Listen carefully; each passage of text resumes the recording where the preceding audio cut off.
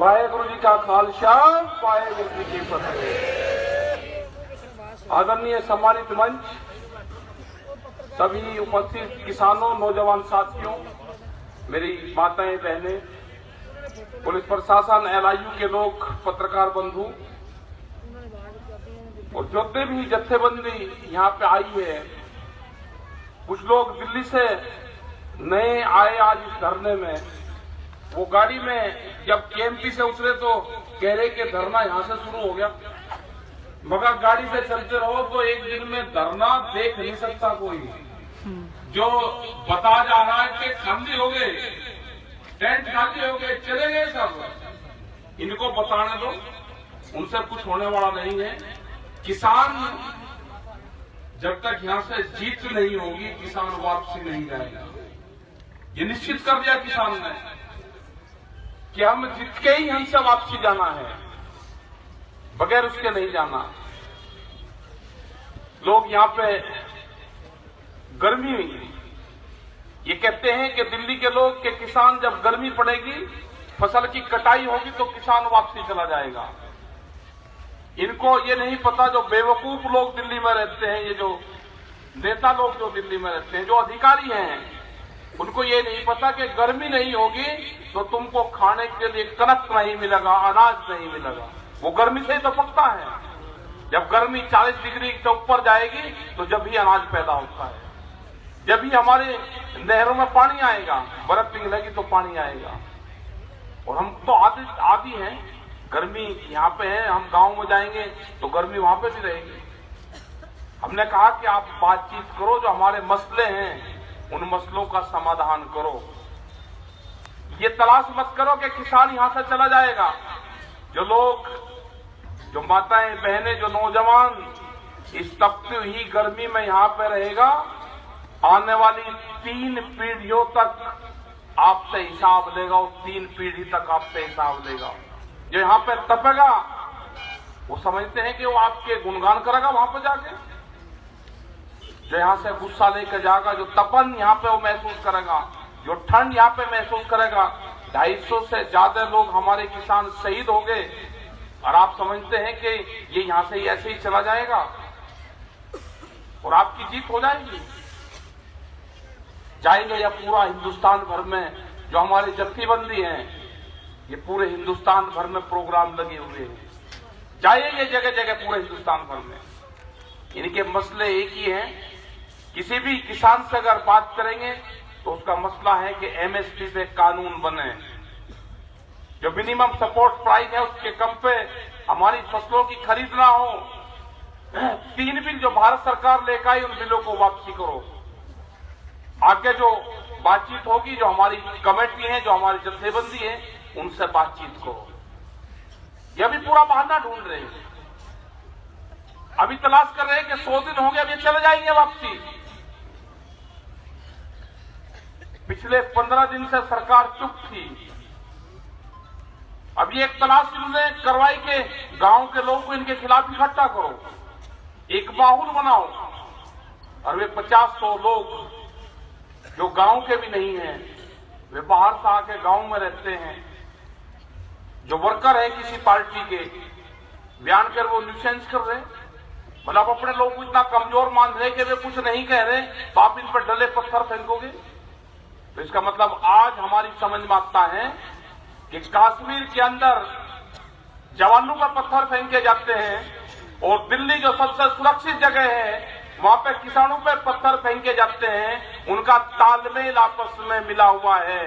जो जवान पर पत्थर फेंकता है और दिल्ली में किसान पर पत्थर फेंकता है, इसका मतलब वो पत्थर फेंकने वाला एक ही है, कोई दूसरा नहीं है। यही लोग पर फिकवाते हैं पत्थर, ये सियासी लोग हैं। आपको बहका के वोट लेंगे, काम दूसरा करेंगे। हजारों ट्रक उत्तर प्रदेश और बिहार से धान और गेहूं के आते हैं साइड में। उनको लगता है कि पंजाब और हरियाणा में MSP है, वहां पे सेलर हैं, व्यापारी खरीदता है उधर से। 6 और 7, 8 रुपए किलो तक चावल खरीदे जाते हैं वहां पे। मक्का 6 और 7 और 8 रुपए किलो। बाजरे का भाव 10 से 11 रुपए किलो, गेहूं 14 और 15 रुपए किलो का आज भी भाव है। पूरा हिंदुस्तान लूट लिया, ये लुटेरे हैं, इनसे देश को बचाना है। देश में लुटेरे आगे, इनको भगाना पड़ेगा और ये भागेंगे यहां से डंडे से। अगर घर में कोई चोर आ जाएगा तो वहां पर पाठ करने से नहीं भागेगा, वो भागेगा लाठी से, वो भागेगा जागने से। और जमीन की क्या अहमियत होती है, मैं एक सवाल आपसे जरूर करूंगा। अगर दुनिया में सबसे प्यारी चीज कोई है तो मेरी माताएं बहनें भी हैं, मेरे सभी यहाँ बुजुर्गवार यहाँ पे हैं, तो सबसे प्यारी चीज ये लगता है कि पुत्र जो होता है वो सबसे प्यारा चीज होती है। जरा हाथ उठाओ, सबसे प्यारा तो पुत्र होता है ना, हाथ उठाओ सब, माताओं का भी हाथ उठाओ। लेकिन मुझे एक चीज जरूर बताओ आप कि किसी बुजुर्गवार ने जित्ते जी अपने लड़के के नाम अपनी जमीन करी, जो प्रॉपर्टी है, जो जमीन है वो करी? जमीन नहीं करता अपने लड़के के नाम में, तो सबसे प्यारी तो जमीन हुई ना अपनी। अपने लड़के को कर चुनना पड़े और जमीन को तो बुढ़ा आदमी ये कह देगा कि इसको जमीन नहीं देने का, इसको नहीं देने का, जमीन पोते को दे दूंगा, इसको नहीं देने का, यही कहता है ना। तो जमीन सबसे प्यारी है, उसी जमीन पे कब्जा करने की नियत से ये बड़ी बड़ी कंपनियां आ गई। 20 साल में आपकी जमीन नहीं बचनी। जो पंजाब दिख रहा है ना कि बड़ी बड़ी टोली है, बड़े बड़े ट्रैक्टर है, पंजाब की बहुत तरक्की हो रही है, ये पंजाब की तरक्की खेत से तरक्की नहीं है। पंजाब की तरक्की है कि अगर हमारा बच्चा कोई बाहर नौकरी कर रहा है, बाहर विदेशों में वो मजदूरी कर रहा है, तो वो तरक्की इसकी दिखती है, खेत से तरक्की नहीं है।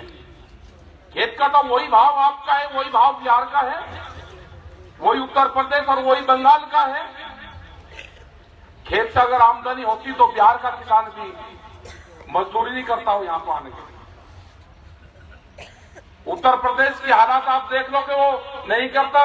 जो भी परिवार अगर आज ठीक है, जिनके 2 रुपया बाहर से नौकरी पैसे का आ रहे हैं, वो परिवार ठीक है, वो परिवार अपने मकान पे पुताई और रंग करवा सकता है। जमीन से कुछ नहीं कर सकते क्योंकि हमको भाव ही नहीं मिला।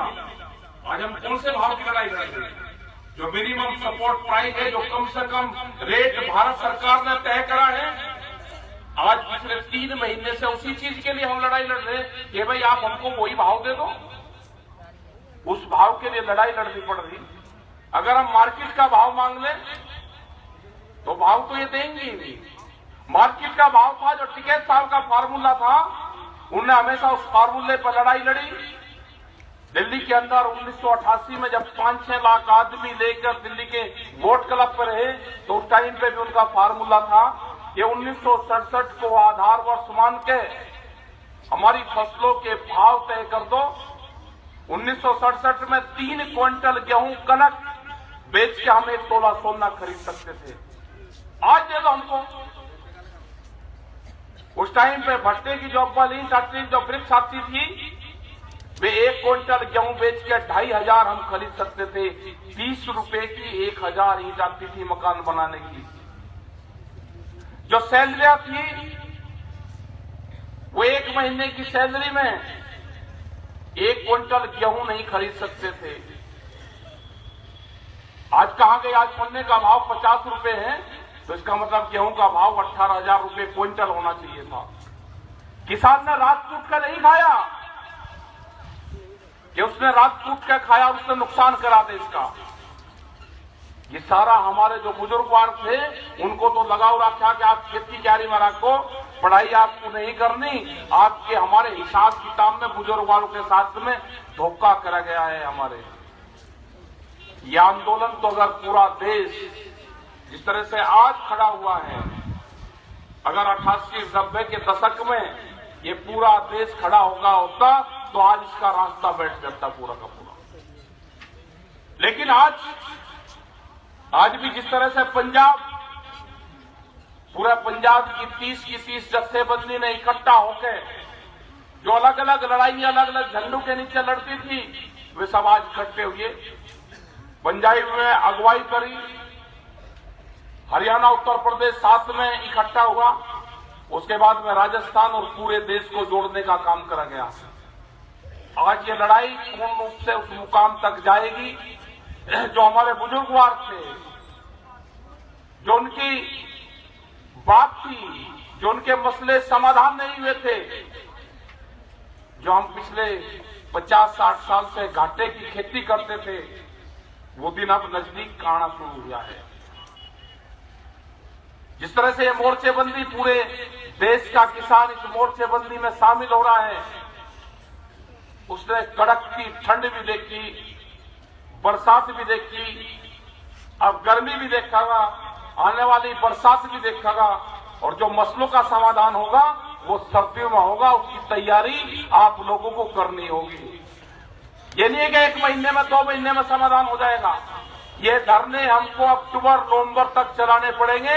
हमारे मसलों का जो समाधान होगा वो जाके नवंबर और दिसंबर में होगा, ये ध्यान रख लेना।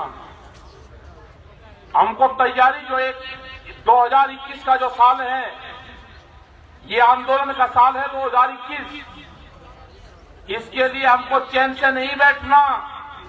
1 साल अगर ये किसान आंदोलन कर लेगा तो ये हमारी जमीनें बच जाएगी, बड़ी बड़ी कंपनियां ये यहां से देश छोड़कर चली जाएगी। इतने बड़े बड़े गोदाम इनके बन चुके हैं यहां पे कि जितना पंजाब और हरियाणा ये पैदा करता है ना,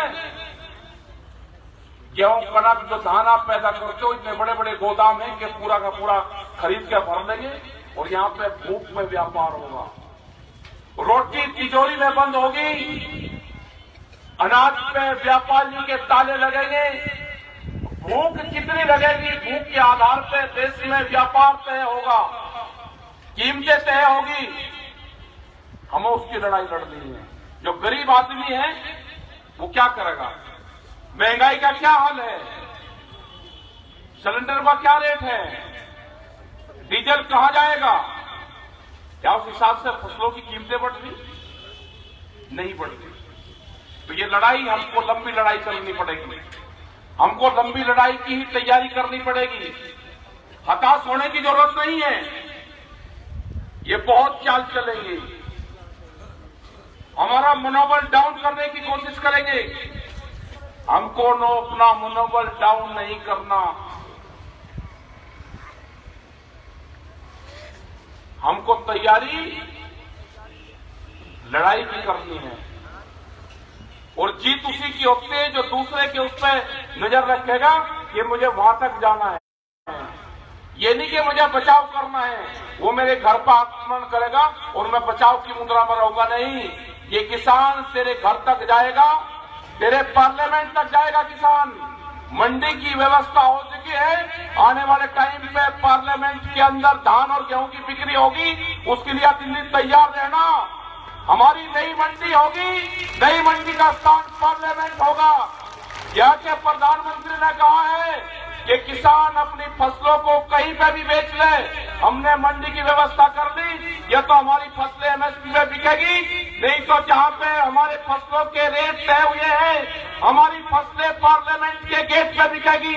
नई मंडी देश से किसान ने तय कर दी है। दिल्ली सरकार कान खोल के सुन रही है, किसान भी वही है, ये मजदूर भी वही है, ये ट्रैक्टर भी वही है। ये फेर चलेंगे। तारीख जब भी संयुक्त मोर्चा तय करेगा, अपने धान और गेहूं, अपनी फसलों को लेकर दिल्ली की तरफ फेर चलेंगे। होशियार रहना दिल्ली, जितने भी आप तारबंदी और किलेबंदी करेंगे, इनके सबके इंतजाम है हमारे पास में। आप करो तारबंदी, इन तारबंदियों का इंतजाम है हमारे पास में। 1 रिजाई और 4 कंबल, उसके ऊपर तार के ऊपर गिरेंगे, हमारे लोग पार करेंगे उसको, कुछ नहीं रोक सकते। ये सब इंतजाम कर लिया हमने। या तो हमारे फसलों के भाव मिलेंगे या पार्लियामेंट की मंडी बनाई जाएगी। हमको झूठा फंसाया गया लाल किले के ऊपर। लाल किले पर हमारा कोई कॉल नहीं थी। हमको जाना है तो पार्लियामेंट पे जाएंगे। जिस दिन संयुक्त मोर्चा तय हो जाएगा, 2002 में भी पार्लियामेंट के ताले लगाए।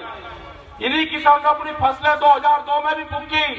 आप अपनी सिक्योरिटी बढ़ा लेना, ये किसान आएगा पार्लियामेंट पे जिस दिन संयुक्त मोर्चा तय करेगा, जिस दिन हम अपने सुझाव देंगे संयुक्त मोर्चे को, ये जिस दिन तारीख तय करेगा अपनी फसलें किसान दिल्ली लेकर जाएगा।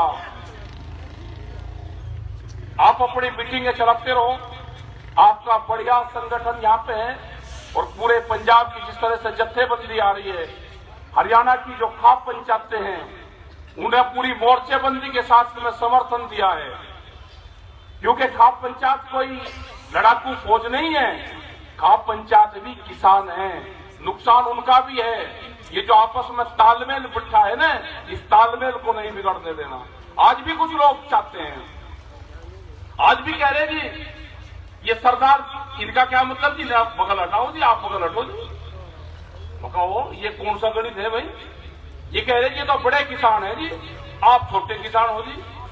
ये गुणा भाग बहुत लगाएंगे, ये पंजाब हरियाणा को बांटेंगे, ये सरदार नॉन सरदार को बांटेंगे, ये छोटे बड़े किसान को बांटेंगे, ये आपस में जत्थेबंदी को अलग अलग करेंगे। इनसे अलग नहीं होना। हमारे मसले एक हैं, हमारा रोजगार एक है, हमारी फसलें एक है, तो हमारा रेट भी एक है। हम जहां पे बेचेंगे उसका पैसा भी करेंसी, इंडियन करेंसी हमको मिलेगी। तो जब सारे मसले एक हैं तो हम अलग कैसे हो सकते हैं? हमारा झंडा अलग हो सकता है, हमारी विचारधारा एक हो सकती है, हमारे मसले अलग नहीं, विचारधारा कोई भिन्न हो सकती है हमारी, लेकिन मुद्दा हमारा एक है। मुद्दा है हमारा किसानी, मुद्दा है मजदूरी, मुद्दा है महंगाई। उसके खिलाफ ये आंदोलन है और ये आंदोलन करीब 5-6 लाख लोग आज भी दिल्ली के चारों तरफ हर बॉर्डर पर बैठे हुए हैं। ये कहेंगे कि जी वहां से हट गए, उस वाला मोर्चे से हट गए, आप भी चले जाओ जी। कहीं से नहीं हटा। कुछ अखबार के लोग हैं वे झूठ फैलाने का काम करते हैं, कुछ चैनल के लोग हैं उनका 24 घंटे का यही काम है। टेंट खाली हो गया भाई, गर्मी में आप दोपहरी में बरसाती वाला टेंट दिखाओगे कि खाली हो गया, क्या पूरी दोपहरी में गर्मी में लोग उसमें बैठे भी लगे तुझे? वो सड़क दिखाते हैं, देखो जी ट्रैक्टर तो है, खाली है जी, ट्रैक्टर को फोटो दिखाओगे धूप में 12 बजे फोटो दिखाओगे ट्रैक्टर का, खाली होगा जी ट्रैक्टर। तो गांव के लोग हताश हो जाते हैं जी खाली हो गया।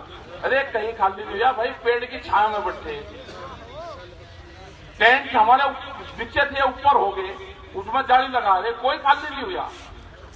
तो इनके चक्कर में मत आना, अपना आंदोलन जारी रहेगा।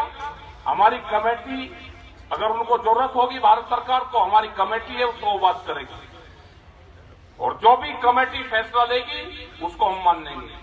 लेकिन अभी वे तैयार नहीं है, अभी कोई बातचीत नहीं चल रही। आप अपने आंदोलन पर ध्यान दो, अपने संगठन पर ध्यान दो और जो हमारे नेता हैं यहाँ पे, आप उन पर ध्यान दो, उग्रा जी पे ध्यान दो। बढ़िया आपका संगठन है। मैं तो उग्रा जी को कह रहा था जी आपके साथ में जरूर रहना पड़ेगा। आपने कैसे ऐसा संगठन बनाया व्यवस्थित तरीके से, ये पूरा आपसे हमको सीखना पड़ेगा। तो सीखेंगे आपका जो संगठन, कैसे इस संगठन को मैनेजमेंट करते हैं। बढ़िया आपका संगठन है और ऊपरले वाले से, वाहिगुरु से ये करते हैं कि संगठन पूरे देश में इस तरह के संगठन खड़े हो और देश के किसानों का मसला सोल्व हो। क्योंकि हम अब बंगाल और पूरा तमिलनाडु, कर्नाटक, पूरे देश भर में हमारे लोग जा रहे हैं, वहां पर मीटिंग कर रहे हैं। पूरे देश का मसले यही जो 4-5 स्टेट है जो दिल्ली के चारों तरफ है, इन्हीं को इन मसलों को सोल्व करना है। आपने बात सुनी, बहुत बहुत आपका धन्यवाद। जय हिंद, जय भारत, जय उग्रा।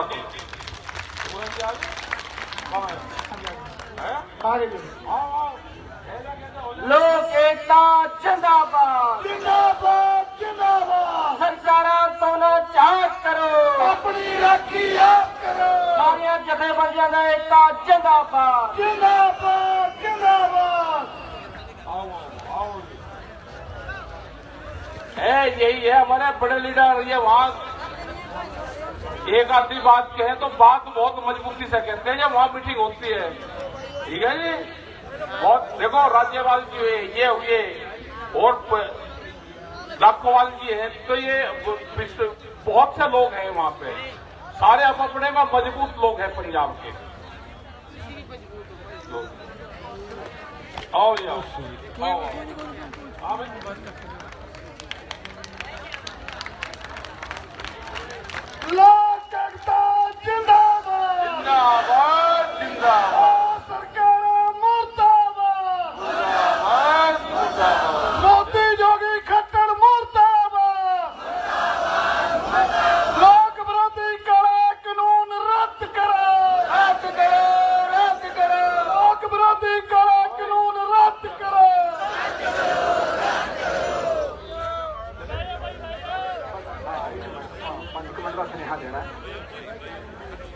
ਆ ਵੀ ਕਿਸਾਨ ਭਰਾਓ ਤੇ ਭੈਣੋ